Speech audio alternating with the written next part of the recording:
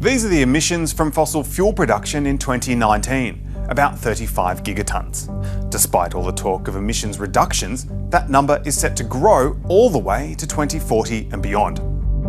That's a problem, because if we want to keep warming at 1.5 degrees, it's more than twice what we're allowed to produce.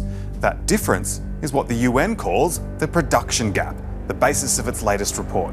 We need to get rid of fossil fuels. It's not even in line with 2 degrees warming. For that, we'd need to cut fossil fuel production by 45%. Countries have made pledges to reduce emissions. This is what those pledges would require.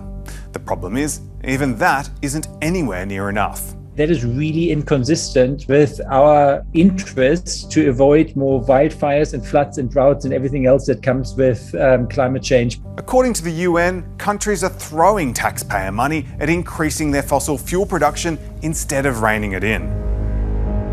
Since the start of the pandemic, G20 governments have spent $300 billion subsidising fossil fuel production, more than what they've spent on clean energy. Australia is the world's 6th biggest fossil fuel producer, and we're the world's largest coal exporter and 2nd largest LNG exporter.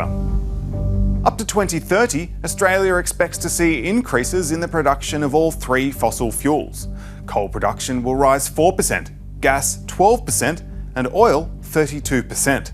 And our taxes are being used to accelerate that. The report notes Australia's commitment to a gas-fired recovery. Once we stop all these subsidies, then the energy transition will be even much quicker, and hopefully as quick as we need it to be for avoiding the world's worst climate impacts. What to do about it? Well, the report says the answer is clear. Governments need to wind down the production of coal, oil and gas, and the coming climate conference in Glasgow is the place to do it. Michael Slezak, ABC News.